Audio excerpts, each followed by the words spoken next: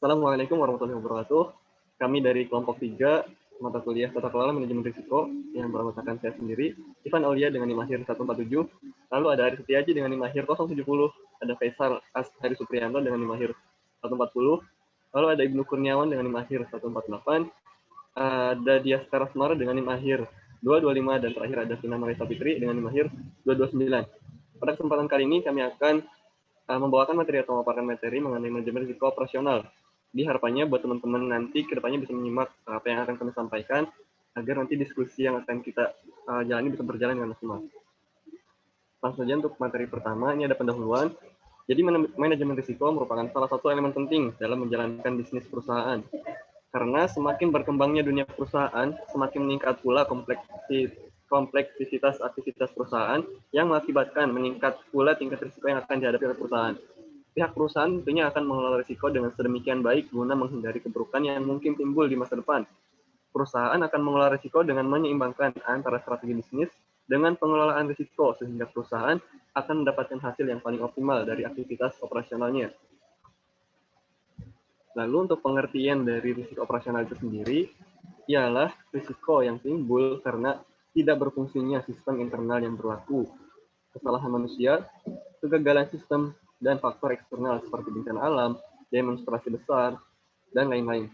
Sumber terjadinya risiko operasional paling luas dibanding risiko lainnya, yakni selain bersumber dari aktivitas di atas, juga bersumber dari kegagalan operasional dan jasa akuntansi, sistem teknologi informasi, sistem informasi manajemen, atau sistem pengelolaan sumber daya manusia. Nah, secara umum, risiko operasional terkait dengan sejumlah masalah yang berasal dari kegagalan suatu proses atau prosedur. Risiko operasional merupakan risiko yang mempengaruhi semua kegiatan usaha, karena merupakan suatu hal yang inherent dalam pelaksanaan suatu proses atau aktivitas operasional. Nah, lalu di sini ada kejadian risiko operasional berdasarkan frekuensi dan dampak. Ada beberapa kriteria atau penggolongan dari kejadian risiko operasional dan dikelompokkan berdasarkan frekuensi serta dampak yang ditimbulkan. Ini ada 4 kategori. Yang pertama ada low frequency low impact. Nah, untuk kasus ini merupakan risiko operasional yang jarang terjadi di perusahaan serta dampaknya rendah terhadap keberlangsungan operasional perusahaan. Lalu yang kedua ada low frequency high impact. Nah, untuk ini jarang terjadi, namun dampak yang ditimbulkan akan sangat besar dan akan mempengaruhi kegiatan operasional dari perusahaan. Lalu yang ketiga ada high frequency low impact. Jadi kejadian risiko operasionalnya sering terjadi, namun memiliki dampak yang rendah terhadap keberlangsungan operasional perusahaan. Dan yang terakhir ada high frequency high impact. Nah, ini merupakan risiko operasional yang sering terjadi di perusahaan serta akan mengakibatkan dampak yang sangat besar pula terhadap keberlangsungan operasional perusahaan. Nah, lalu ada tahapan manajemen risiko operasional. Nah, untuk tahapan ini ada 4 langkah yang paling terkait satu sama lainnya dalam merencanakan sebuah manajemen risiko operasional perusahaan. Yang pertama ada identification atau identifikasi. Nah, pada proses ini ialah untuk melihat dan mengidentifikasi secara kontinu atas paparan risiko operasional dan penerapan manajemen risiko operasional serta melakukan pelaporan internal atau eksternal atas paparan risiko yang terjadi. Lalu tahapan yang kedua ada measurement atau pengukuran. Nah, pada proses ini menilai paparan risiko operasional pada produk, jasa, proses, dan sistem untuk mengetahui profil risiko perusahaan secara kuantitatif serta efektivitas penerapan manajemen risiko operasional. Lalu pada tahapan ketiga ada monitoring atau pemantauan. Proses ini untuk mengamati secara berkelanjutan atas paparan risiko operasional dan penerapan manajemen risiko operasional, serta melakukan pelaporan internal atau eksternal atas pelaporan risiko yang terjadi. Dan terakhir, pada tahapan manajemen risiko operasional ada tahapan controlling atau pengendalian. Nah, pada proses controlling atau pengendalian ini untuk memastikan risiko operasional berada pada tingkat yang minimal dan masih dapat diterima oleh perusahaan. Itu yang dapat saya sampaikan. Untuk materi berikutnya akan disampaikan oleh rekan saya. Terima kasih.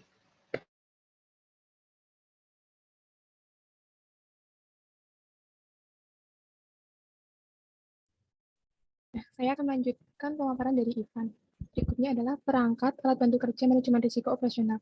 Ada 5 jenis. Yang pertama yaitu RCSA atau Risk Control Self Assessment, yaitu suatu perangkat untuk melakukan penilaian diri sendiri atas risiko dan kontrol yang ada di unit kerja.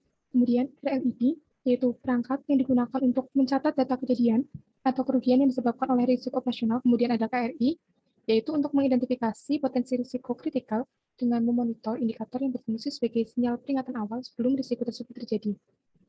Next.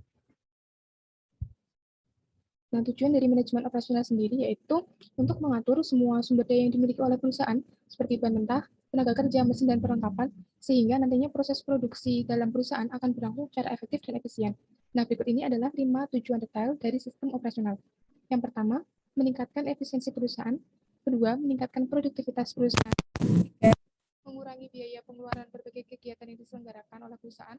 4, meningkatkan kualitas perusahaan. Serta 5 adalah mengurangi waktu proses produksi suatu perusahaan. Next. Sumber risiko operasional. Dalam sumber risiko operasional, terdapat beberapa faktor yang menjadi potensi pengaruh risiko operasional yang sering terjadi di dalam perusahaan. Nah, tantangan mengukur dan mengelola risiko operasional adalah untuk mengidentifikasi kejadian mana yang merupakan risiko kredit pasar, risiko kredit, ataupun risiko yang lainnya. Pada waktu suatu kejadian terjadi, menetapkan penyebab yang pasti seringkali tidak mudah. Nah, hal ini dikenal sebagai boundary event karena kejadian itu secara potensial dapat terjadi secara lintas batas antara berbagai jenis risiko. Next.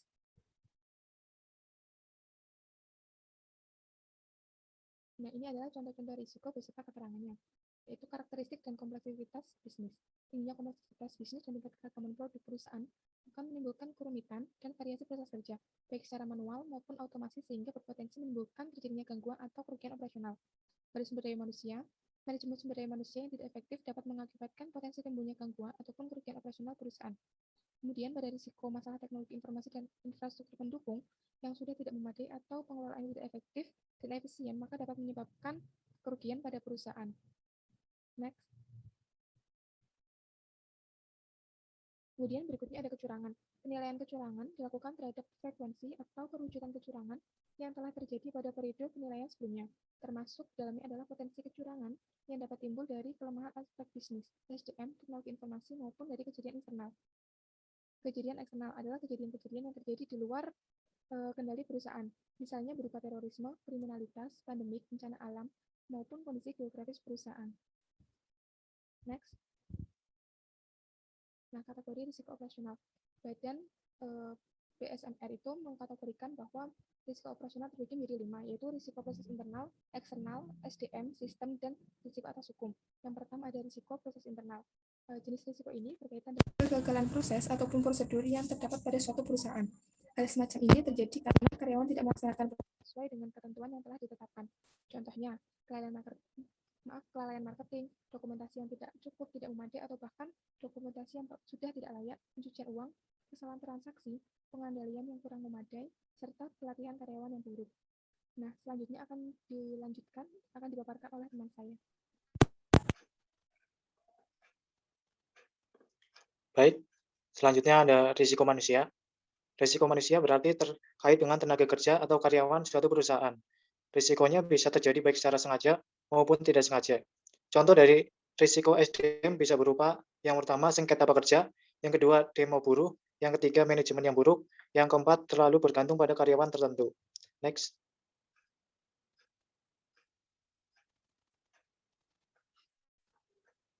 Next. Yang ketiga ada risiko sistem. Jenis risiko sistem adalah yang berkaitan dengan penggunaan teknologi dan sistem yang digunakan dalam perusahaan.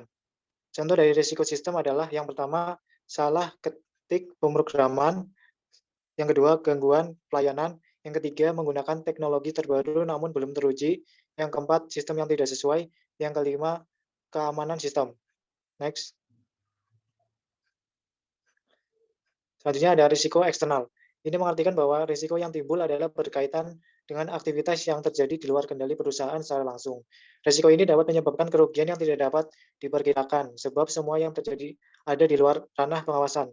Contoh permasalahan risiko eksternal antara lain, yang pertama, bencana alam, yang kedua, kebakaran, ketiga, listrik, PLN padam, yang keempat, perampokan, yang kelima, demonstrasi, dan yang keenam, terorisme. Next. Risiko hukum. Risiko hukum muncul akibat ketidakpastian karena lakukannya suatu tindakan hukum atau ketidakpastian dalam penerapan atau interpretasi suatu perjanjian, peraturan, atau ketentuan. Permasalahan adalah karena risiko hukum yang mungkin timbul diantaranya adalah yang pertama faktor litigasi, yang kedua UU, yang ketiga perikatan yang lemah. Next. Dan selanjutnya ada penerapan manajemen risiko operasional. Di sini ada pengawasan aktif Dewan Komisaris dan Direksi.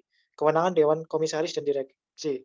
Dewan Komisaris dan Direksi bertanggung jawab mengembangkan budaya organisasi yang sadar terhadap risiko operasional dan menumbuhkan komitmen dalam mengelola risiko operasional sesuai dengan strategi bisnis perusahaan. Direksi juga harus menciptakan culture. Direksi juga berwenang menetapkan kebijakan penghargaan serta Dewan Komisaris juga berwenang dan berkewajiban memastikan bahwa kebijakan remunerasi sesuai dengan manajemen risiko operasional. Mungkin sekian dari saya, selanjutnya akan dilanjutkan oleh teman saya. Terima kasih. Selanjutnya yaitu sumber daya manusia. Setiap perusahaan pasti memiliki kode etik yang berlaku kepada seluruh pegawai.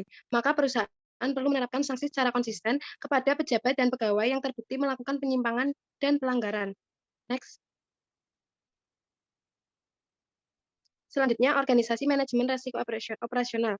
Kebijakan manajemen risiko operasional berjalan pada seluruh tingkatan organisasi, yang meliputi yang pertama yaitu membantu direksi dalam menyusun kebijakan manajemen, membentuk risiko operasional secara menyeluruh. Yang kedua, mendesain dan menerapkan perangkat untuk memenuhi nilai risiko operasional dan pelaporan. Yang ketiga, melakukan koordinasi aktivitas manajemen risiko untuk risiko operasional pada seluruh lintas unit kerja. Yang keempat, menyusun laporan profit risiko operasional yang akan disampaikan kepada direktur utama atau direktur yang ditugaskan secara khusus dan komite manajemen risiko. Yang kelima, melakukan pendampingan kepada unit bisnis mengenai isu manajemen risiko untuk risiko operasional dan pelatihan manajemen risiko untuk risiko operasional. Next. Selanjutnya yaitu kebijakan, prosedur, dan penetapan limit. Yang pertama, strategi manajemen risiko. Yang kedua, tingkat risiko yang akan diambil dan toleransi risiko. Yang ketiga, kebijakan dan prosedur. Yang keempat, limit. Next. Selanjutnya, proses identifikasi pengukuran, pemantauan, dan pengendalian risiko operasional. Perusahaan harus melakukan identifikasi dan pengukuran parameter yang mempengaruhi risiko operasional yang diantaranya yaitu yang pertama, kegagalan dan kesalahan sistem, yang kedua, kelemahan sistem administrasi, yang ketiga, kegagalan hubungan dengan nasabah, yang keempat, kesalahan perhitungan akuntansi, yang kelima, penundaan dan kesalahan penyelesaian pembayaran, yang keenam, rekayasa akuntansi. Next. Yaitu proses identifikasi, pengukuran, pemantauan, dan pengendalian risiko operasional. Risiko operasional diukur berdasarkan dua faktor, yaitu risiko yang melekat pada suatu aktivitas dan sistem pengendalian risiko. Menurut Hardanto, terdapat 4 pengukuran risiko operasional. Yang pertama, low frequency atau low impact. Yang kedua, low frequency atau high impact. Yang ketiga, high frequency atau low impact. Yang keempat, high frequency atau high impact. Pengukuran risiko operasional. Metode yang digunakan perusahaan mengidentifikasi dan mengukur risiko operasional antara lain, yang pertama, Risk Control Assessment atau RCSA, yang kedua, Key Risk Indicator atau KRI, yang ketiga, Loss Event Database atau LED. Selanjutnya akan dilanjutkan oleh rekan saya. Selanjutnya saya akan melanjutkan presentasi dari rekan saya. Berikutnya ada sistem pengendalian intern. Dalam melakukan penerapan manajemen risiko melalui sistem pengendalian intern, untuk risiko operasional, perusahaan perlu memiliki sistem rotasi rutin yang menghadirkan potensi self-dealing, persekongkolan, atau penyembunyian suatu dokumentasi atau transaksi yang tidak wajar. Next. Berikutnya ada contoh kasus. Contoh kasus penerapan manajemen risiko operasional pada PT SLC. Dalam rangka meningkatkan efisiensi quality cost-nya. Yang pertama adalah lingkungan internal perusahaan. Yang kedua ada penerapan tujuan perusahaan.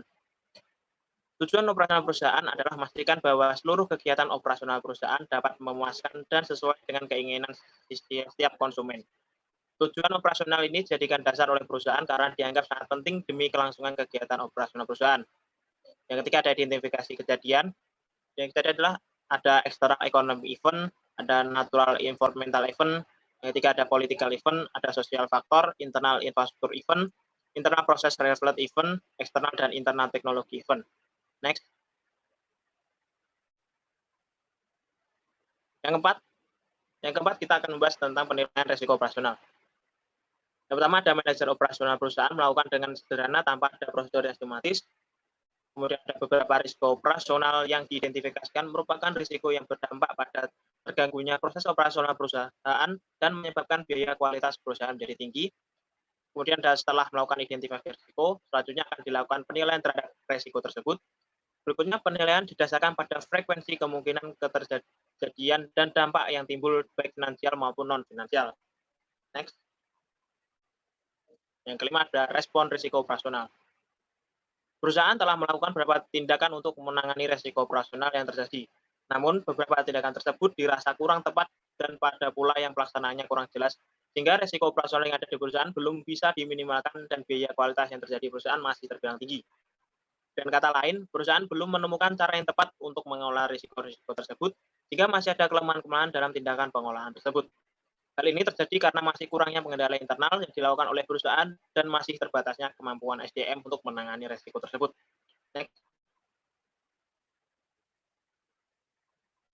Berikutnya adalah tabel analisis kondisi lingkungan internal perusahaan. Komponen yang pertama adalah risk management filosofi. Analisis kondisi perusahaannya adalah perusahaan belum melakukan identifikasi dan pengolahan risiko secara khusus. Perusahaan cenderung melihat risiko yang telah terjadi berulah kemudian melakukan analisis pengolahannya. Hal ini menyebabkan perusahaan kurang siap untuk menghadapi kemungkinan munculnya risiko baru. Komponen berikutnya adalah risk appetite. Perusahaan lebih memilih selera risiko rendah, di mana perusahaan lebih memilih untuk mengambil kebijakan yang tidak terlalu berisiko. Dan kata lain, direktur dan pihak manajemen perusahaan merupakan risk avoider. Komponen berikutnya adalah board of director attitude. Analisis kondisi perusahaannya adalah tidak ada dewan komisaris di perusahaan sehingga tidak dapat dilakukan analisis. Komponen berikutnya ada integrity and ethical value. Analisis kondisi perusahaannya adalah standar etika yang ada di perusahaan masih kurang baik karena standar yang ada belum jelas dan tidak tertulis sehingga seringkali menimbulkan kesalahpahaman. Komponen berikutnya adalah commitment to competence. Analisis kondisinya, direktur perusahaan belum sepenuhnya turut andil dalam kegiatan operasional karena beliau memberi wewenang ke tiap manajer. Selain itu, dalam melakukan perekrutan karyawan, perusahaan lebih menekankan pada pengalaman serta daripada latar belakang pendidikan. Sedangkan dalam penentuan kenaikan jabatan dipengaruhi oleh kedisiplinan, tanggung jawab, dan penugasan yang dimiliki karyawan, sehingga lama kerja karyawan tidak menjadi penentu kenaikan jabatan. Komponen berikutnya adalah organizational structure. Analisis kondisi perusahaannya adalah struktur organisasi perusahaan sudah tergambar dengan cukup jelas sehingga sistem pelaporan sudah berjalan dengan lancar. Komponen berikutnya adalah assessment of authority and responsible. Analisis kondisi perusahaan adalah pembagian tugas, tanggung jawab, dan wewenang di perusahaan sudah cukup baik karena sudah ada job description yang tertulis dan cukup jelas. Komponen berikutnya ada human resource standard. Analisis kondisi perusahaan. Perusahaan belum memiliki bagian khusus yang mengatur kebijakan SDM sehingga SDM dilakukan oleh manajer tiap bagian.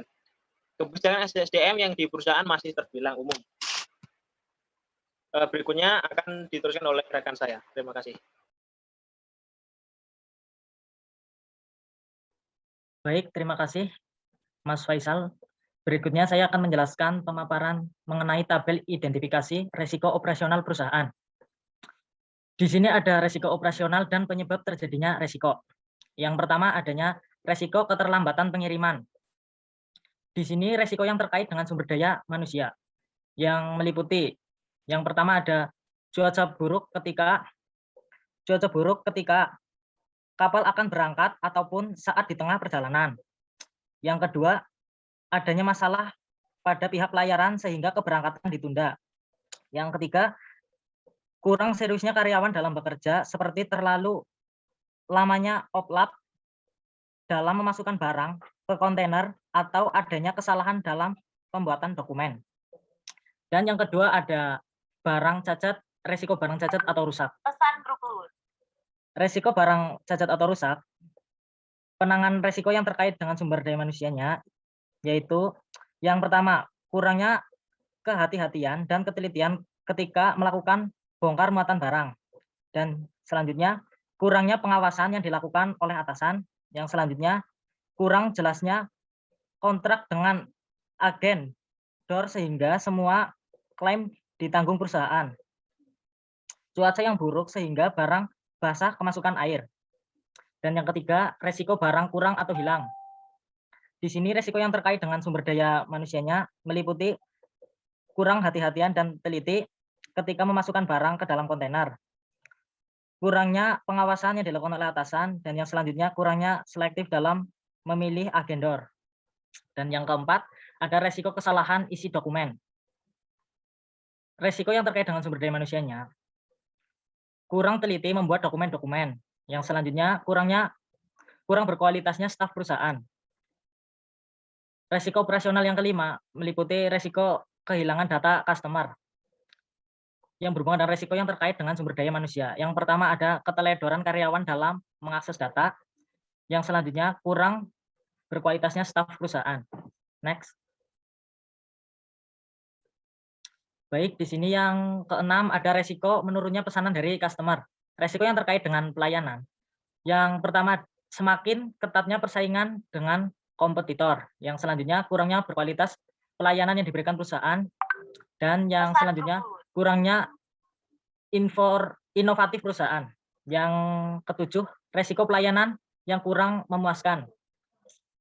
Resiko yang terkait dengan pelayanan, yang pertama adanya tidak ada bagian khusus yang mengurusi sumber daya manusia sehingga kurang tepat dalam merekrut karyawan.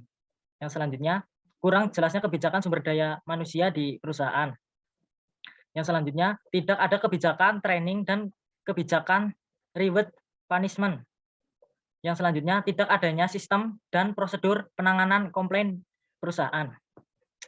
Yang selanjutnya, resiko yang terkait dengan sistem dan prosedur. Yang kedelapan, resiko kehilangan karyawan. Semakin ketatnya persaingan dan menawarkan gaji yang lebih tinggi. Yang selanjutnya,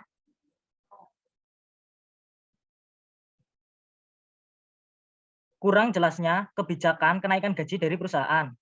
Yang kesembilan, resiko pelanggaran karyawan.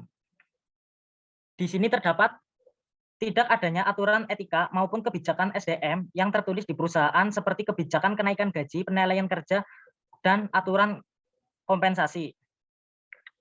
Yang selanjutnya, tidak adanya kebijakan training dan kebijakan reward dan punishment di perusahaan. Kurangnya sistem dan prosedur mengenai penanganan pelanggaran karyawan. Selanjutnya ada resiko yang terkait dengan fasilitas. Yang ke-10, resiko listrik padam. Di sini tidak adanya genset di perusahaan. Yang ke-11, resiko kerusakan komputer. Di sini tidak adanya pemeriksaan rutin fasilitas perusahaan. Yang ke-12 ada resiko gangguan internet. Di sini kurang tepatnya perusahaan dalam memilih jaringan internet. Next. Selanjutnya ada tabel penilaian resiko operasional perusahaan. Di sini ada resiko keterlambatan pengiriman berdasarkan frekuensi medium, berdasarkan dampak medium, penilaian resiko operasional medium. Resiko barang cacat atau rusak di sini high, berdasarkan frekuensi high, berdasarkan dampak high, penilaian resiko operasional high. Resiko barang kurang atau hilang berdasarkan frekuensi high, berdasarkan dampak high, penilaian resiko operasional high. Resiko kesalahan isi dokumen berdasarkan frekuensi medium, berdasarkan dampak high, penilaian resiko operasional high.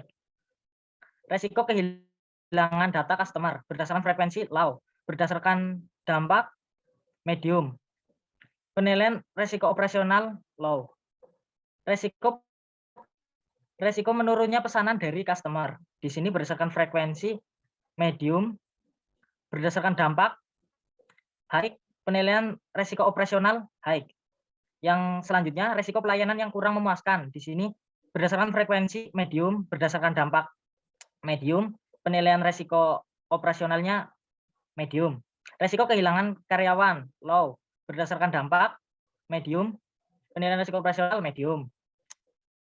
Resiko pelanggaran karyawan high, dampak berdasarkan dampak high, resiko operasional high. Resiko listrik padam low, berdasarkan dampak low, penilaian resiko operasional low. Resiko kerusakan komputer berdasarkan frekuensi low, berdasarkan dampak low, penilaian resiko operasional low. Resiko gangguan internet berdasarkan frekuensi low, berdasarkan dampak low, penilaian resiko operasional low. Selanjutnya ada sharing. Pengelolaan resikonya adanya ketegasan ketegasan dalam punishment jika terjadi kesalahan karyawan dengan menanggung kerugian. Yang selanjutnya menawarkan asuransi kepada customer. Yang selanjutnya pembebanan kerugian pada pihak agendor dan pada oplap. Avoidance, tidak mau menerima pengiriman barang, makanan dan minuman yang cepat busuk. Dan yang ketiga, resiko barang kurang atau hilang. Reduction, pengelolaan resikonya adanya dokumen baru. Kebijakan perekrutan yang lebih jelas agar dapat lebih selektif dalam memilih karyawan. Yang selanjutnya mengadakan inspeksi mendadak. Yang selanjutnya lebih selektif dalam memilih agendor untuk menjalin kerjasama. Sharing, pengelolaan resiko, pembebanan kepada karyawan dan pihak agendor. Resiko kesalahan isi dokumen. Reduction, pengelolaan resiko. Adanya aturan tidak boleh ada revisi pengisian dokumen. Adanya aturan punishment jika terjadi revisi. Lebih selektif dalam memilih karyawan yang tepat. Adanya training untuk karyawan baru. Yang selanjutnya ada resiko kehilangan data customer. Reduction, lebih selektif dalam memilih karyawan dan melakukan training untuk karyawan. Next.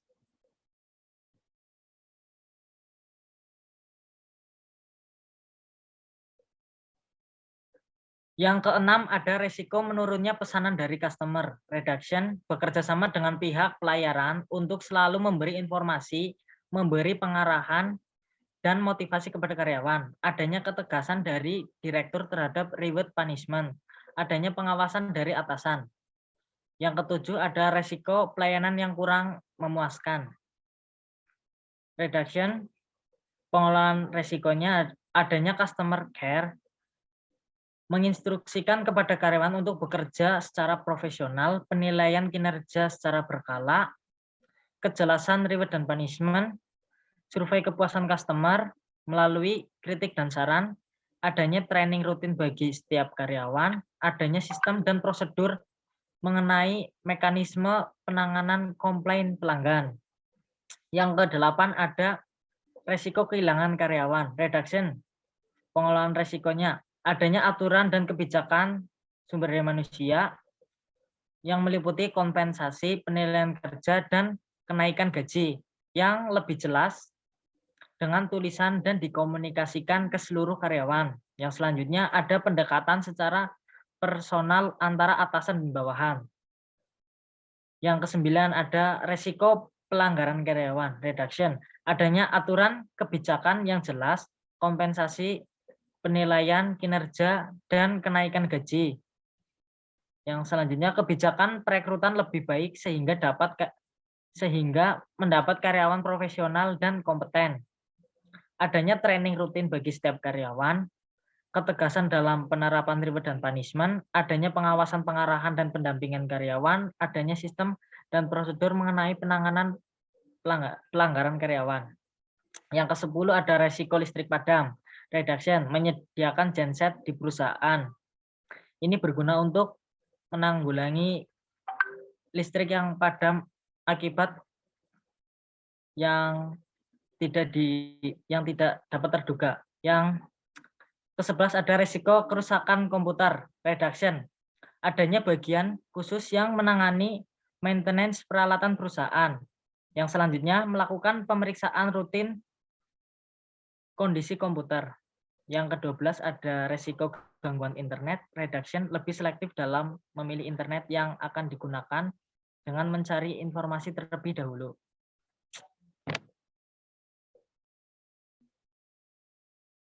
Baik, terima kasih.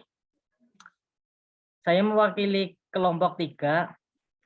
Bila terdapat kesalahan dalam presentasi atau pemaparan, kami mohon maaf yang sebesar-besarnya. Billahi taufiq wal hidayah. Wassalamualaikum warahmatullahi wabarakatuh.